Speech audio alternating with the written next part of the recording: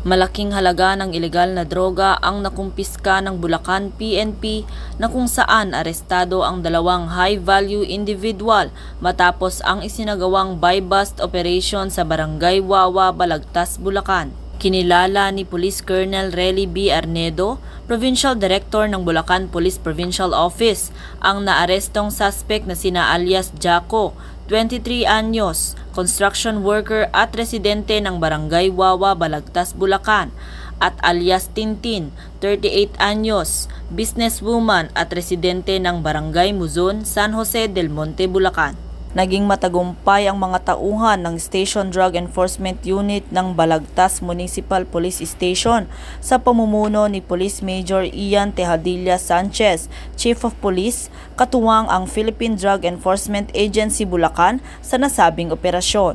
Ayon sa ulat ng Bulacan PNP, kanilang naharang ang mga suspek at nasabat ang malaking halaga ng shabu na kung saan kasalukuyan pang kinukumpirma ang kabuang halaga nito. Nahaharap ang mga suspek sa kasong paglabag sa RA 9165 o Comprehensive Dangerous Drugs Act of 2002 at kasalukuyang nasa kustodiya ng Balagtas Municipal Police Station para sa dokumentasyon at wastong disposisyon.